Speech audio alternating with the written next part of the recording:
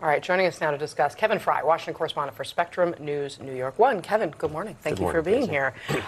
So a remarkable statement there from Donald Trump led to a remarkable statement from Liz Cheney, who, of course, was in discussion there.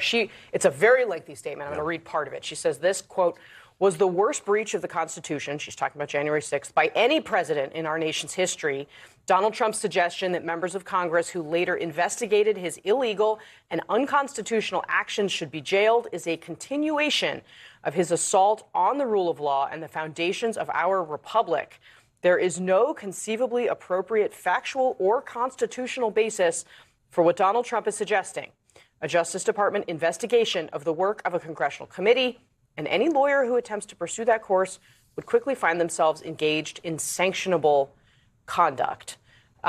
Basically, she's saying if you investigate a congressional committee, you are going against the rules that the bar sets for you. Yeah. What do you see here? And you could see the anger in President-elect Trump's face there around January 6th that perhaps suggests he is actually going to send his Justice Department to do this. Right. I mean, one, we'll point out that this would not be the first time that, to build off of what Liz Cheney said, that a lawyer for Trump would do something that could be sanctionable and get them disbarred in a certain region.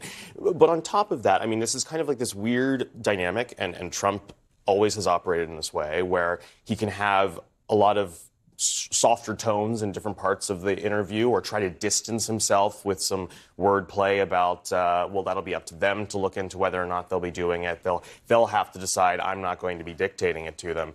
But at the same time, this was the one mark where he was very explicit in basically saying they need to be in jail, whereas as opposed to kind of sidestepping some of the issue.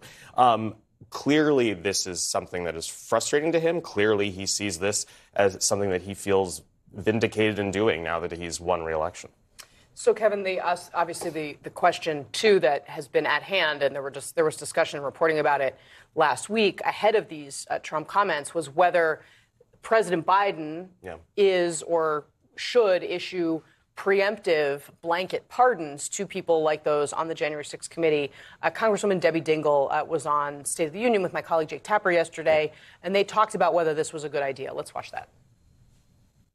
I obviously think that oversight and investigations is one of the most important functions of the United States Congress, a system of checks and balances, and would respectfully disagree with what President Trump has said, that they should go to jail. It'll be interesting to watch this play out.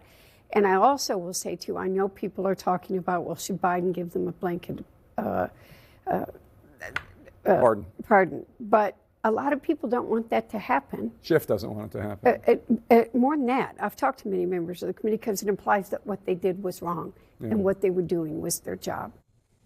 So this is the central question, because if you're accepting a pardon, you're in many ways acknowledging guilt that doesn't necessarily exist, or arguably does not exist in this sort of scenario. And this is one of those things where Trump has this incredible ability to float an idea that he certainly has about pardoning himself preemptively or reactively during his own term when he was in power, and talking to his lawyers about it, as he kind of explained in this interview, and then forcing the Democrats, who claim to have the moral high ground in all of this, to then, in response to Trump making all of these threats, suddenly have to look into breaking precedent, forging new territory, and leaving everyone in an uncomfortable position, and then also providing Trump with the groundwork to go ahead and do it himself when he takes office again in a matter of weeks. Really remarkable situation. Kevin Frey, thank you very much for being with us this morning. I appreciate it. No problem.